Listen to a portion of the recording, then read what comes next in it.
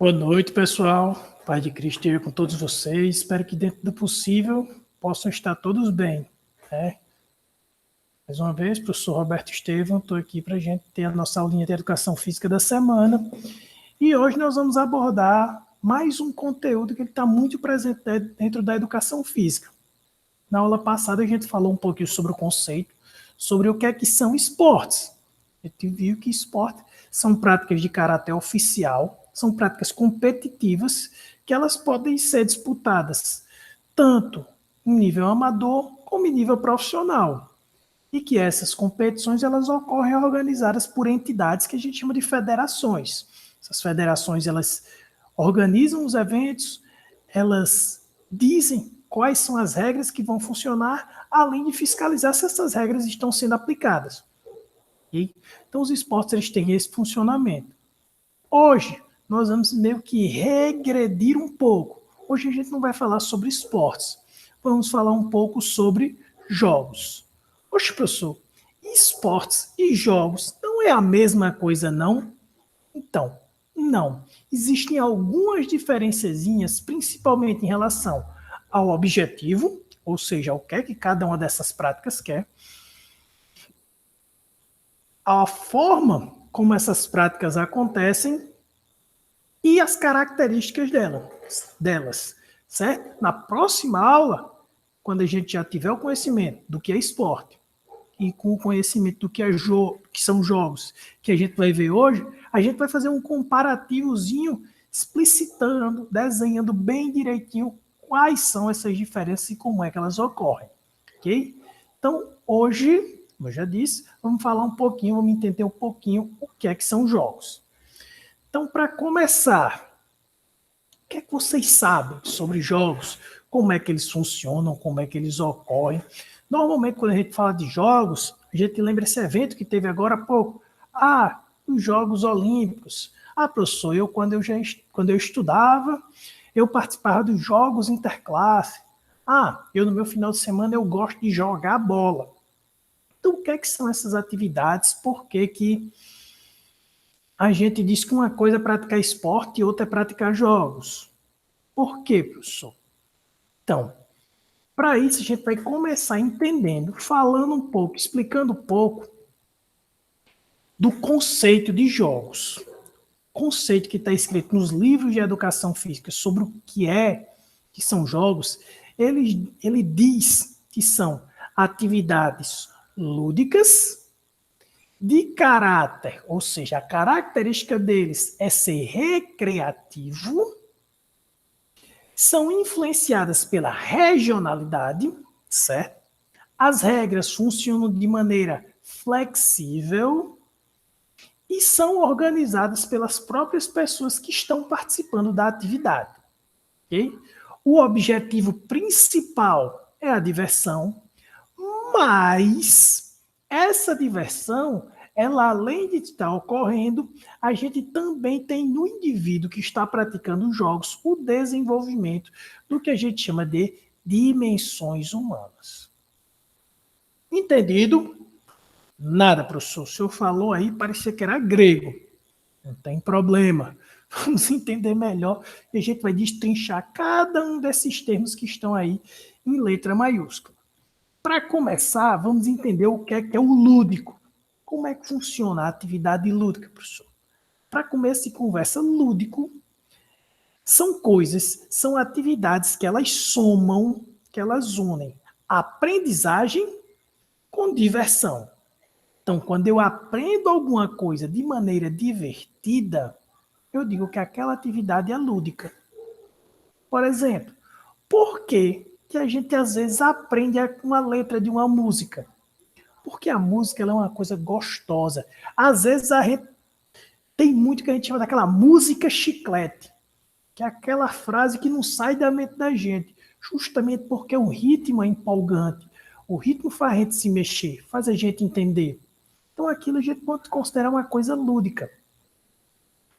Quando a gente aprende alguma coisa através da brincadeira, alguém ensinando a gente de uma maneira divertida, isso também é lúdico. Nós, normalmente, o ser humano aprende de duas maneiras, ou pelo amor ou pela dor. Normalmente, como é que é pela dor? É quando a gente precisa. E pelo amor, é porque a gente gosta daquilo ou porque aquilo foi ensinado, foi explicado para a gente de uma maneira que a gente nem sentiu, a gente absorveu. Então, quando uma coisa é ensinada para a gente de uma maneira divertida, que eu aprendo sem nem perceber que estou aprendendo, eu digo que essa atividade ela é lúdica. E os jogos eles têm essa característica. Eles nos ensinam algumas coisas de maneira lúdica. Por exemplo, nos jogos, a gente aprende a trabalhar em equipe com outras pessoas e nem percebe que está se relacionando.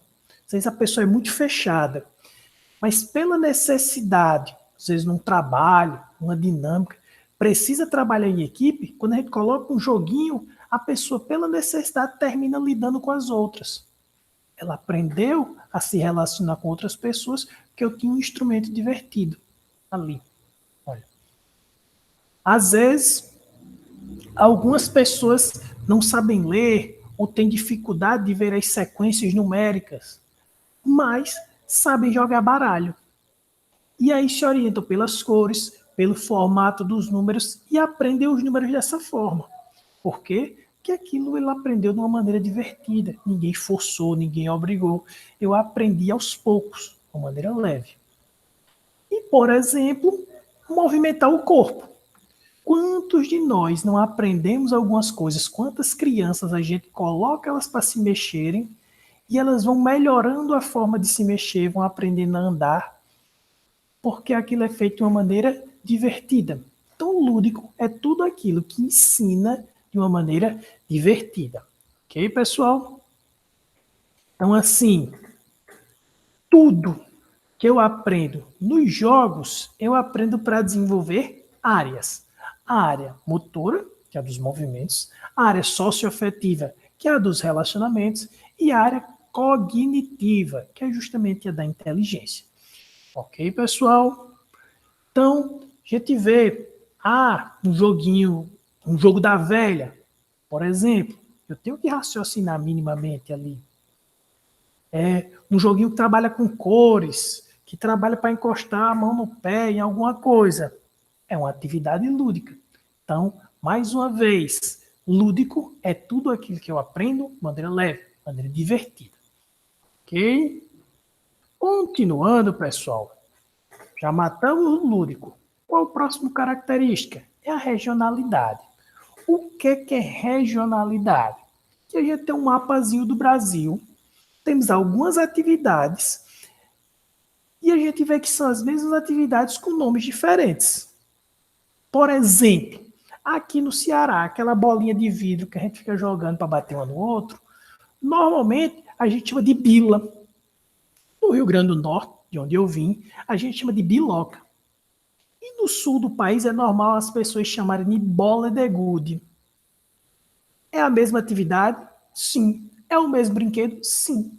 E por que, ele recebe nomes diferentes, professor?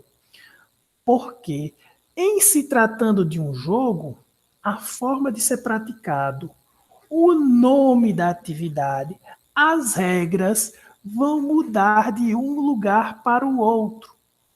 Por quê? Porque essas atividades elas são populares, são do povo. Ninguém sabe quem criou, quando criou, como foi passado. A gente só sabe que elas foram chegando.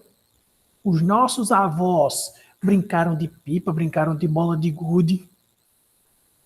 Nós brincamos disso, nós jogamos isso. Os nossos filhos, alguns deles, que não são dominados pelo celular, também realizam essas atividades. Ou seja, a regionalidade é justamente esse caráter de uma coisa que é do povo daquela região. E de acordo com a região, como eu falei, as características podem ser modificadas. Ok, pessoal? Então, regionalidade é essa característica que cada lugar possui, seja para o funcionamento da atividade, seja para o nome da atividade, seja para a forma de transmitir. São elementos que fazem parte da cultura. cultura. O cearense tem um sotaque, o cearense tem uma forma de jogar bila, o cearense tem regras próprias de jogar bila. No Rio Grande do Norte, a gente fala de outro jeito, a gente joga de outro jeito e a gente tem um nome diferente. E olha que são estados vizinhos, mas cada região, cada lugar tem a sua regionalidade, a sua característica de região. Ok, pessoal? Então, já entendemos que os jogos são atividades lúdicas, ou seja, atividades onde eu aprendo me divertindo, onde as características dessas atividades são recreativas, ou seja, são para se divertir, mas elas são muito influenciadas, essas atividades aí são construídas, são transmitidas, são praticadas de acordo com o funcionamento de cada lugar onde ela acontece. Perfeito? E aí vamos entender o que é a regra flexível. O que é isso, professor? Essa primeira imagenzinha, eu acredito que todo mundo conhece, que é a imagem do café com leite. E quem é que, quando era pequeno, que ia jogar alguma coisa, não foi café com leite? E o que é o café com leite, professor? É uma adaptação da regra. Como assim? Vamos imaginar, meu irmão, Rafael, ele era muito bobo quando a gente era mais novo. Mas mãe dizia, deixa o bichinho jogar. Então a gente deixava o Rafael participar das partidas de futebol, das partidas de vôlei, das brincadeiras que a gente brincava na rua, né? Mas Rafael às vezes pegava a bola com a mão, Rafael às vezes ficava viajando. Então o que a gente dizia? Se eram 3 contra 3 de um lado, Rafael podia ser o quarto. Ah, mas 4 contra 3 é injusto. Não, mas Rafael é café com leite. Ou seja, ele não vale. O café com leite ele é uma adaptação para que todas as pessoas participem. Nos jogos, as adaptações elas são super comuns. Flexibilidade, regras flexíveis, significa isso. Significa regras que elas podem ser modificadas. Por quê? Porque o objetivo não é uma competição. Eu não tenho ali regras rígidas que não podem ser mudadas porque pode haver uma injustiça. Não. Eu estou realizando aquela atividade para que todos se divirtam. Então, mesmo que a criança não saiba jogar, ou que tenha uma deficiência, ou que tenha algum problema, eu transformo a atividade para que ela consiga participar. Isso é uma característica flexível, que muda, que se adapta. Ok, pessoal? Então, é justamente isso que é o flexível, é a adaptação, é tornar a situação fácil para que todas as pessoas consigam participar. Então, recapitulando, o jogo é uma atividade lúdica, aprendo me divertindo. Recreativa é para lazer, com características regionais do lugar onde ela é praticada. Com regras flexíveis, ou seja, regras que podem ser mudadas para que as pessoas, o maior número de pessoas consiga participar. E a gente vai ver que o objetivo é desenvolver as dimensões humanas. E o que são as dimensões humanas? Como a gente falou, nós temos 3 dimensões humanas. Que seriam o quê, professor? Seriam como áreas do ser humano. Claro, nós somos uma coisa só. Mas alguns aspectos, eles meio que se dividem. Por exemplo, eu tenho o meu aspecto psicológico. Eu chamo esse aspecto de socioafetivo. Ou seja, é como eu lido com as situações. Então, por exemplo, existem crianças que ao perder alguma coisa, se frustram, e choram, e esperneiam. E às vezes a gente vai, não, ganhou, mesmo sem a criança ter ganhado. Eu estou impedindo que ela desenvolva o socioafetivo. Ela precisa entender que nem sempre ela vai ganhar a atividade e que ela precisa se esforçar, precisa atender alguns requisitos para que ela consiga alcançar. As regras flexíveis elas servem justamente para isso. Eu sempre vou modificando uma regra para acrescentar uma dificuldadezinha e a criança consiga ir... Mil perdões, pessoal. e a criança consiga ir se desenvolvendo. E quando ela vai se desenvolvendo, ela vai desenvolvendo sim sentimentos como autoconfiança, como espírito de grupo. Eu estar aqui e eu preciso ajudar os meus colegas, e os meus colegas precisam me ajudar para eu conseguir ter êxito. Então, tudo isso é o que a gente chama de característica socioafetiva. Eu tenho a dimensão cognitiva, que é todo o raciocínio que qualquer atividade me exige.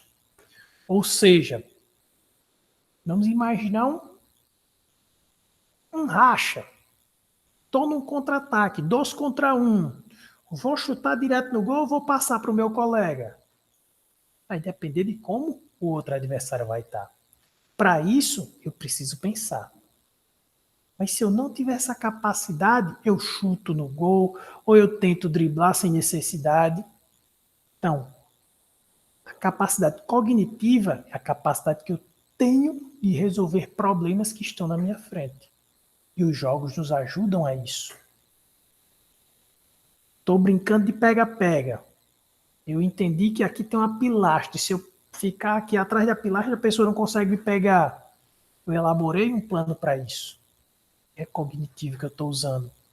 Então, tudo que eu preciso raciocinar, mesmo para realizar atividades simples, é a dimensão cognitiva que eu estou trabalhando.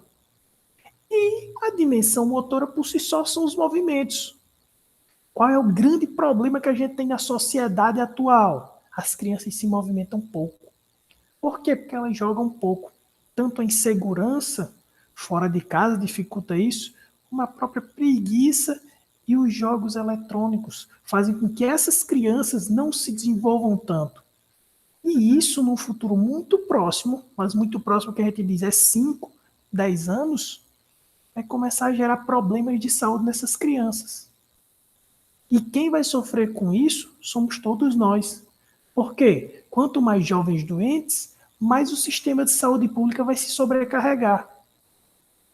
E aí nós, que já vamos estar mais velhos, que vamos estar com problemas, nós não vamos ter para quem recorrer. Quando você deixa o seu filho sem praticar exercício, sem fazer movimento, seu filho no futuro pode roubar uma vaga da UTI que seria para você. Você impediu o seu filho de ter saúde, você não incentivou isso. Por isso que os jogos eles trabalham movimento, correr de um lado para o outro, saltar, pular. Além disso, melhorar o repertório de desenvolvimento, de movimentos de cada um. Então, isso é uma função primordial dos jogos. Então, é claro, nós somos um só. Mas nós temos essas 3 áreas que vão se desenvolvendo. E os jogos eles têm uma capacidade imensa de conseguir desenvolver a gente nessas 3 áreas. Ok, pessoal? Então, sobre os jogos era justamente isso que eu queria falar um pouquinho para vocês. A gente entender que eles são práticas, que eles parecem com os esportes, mas que as características e o funcionamento deles é um pouco diferente. Tranquilo, pessoal? Eu agradeço a atenção de vocês. Me desculpem pelos espirros, pelas coisas, mas era justamente isso. E qualquer dúvida, fico à disposição de vocês pelo privado. Vou colocar no grupo o link para a atividade de casa e esse material, além do link desse vídeo, tá bom? Fiquem com Deus, que Deus abençoe vocês abundantemente, que Maria derrame as bênçãos sobre a vida de vocês e cubra vocês com o manto. E até a nossa próxima aula, se Deus quiser.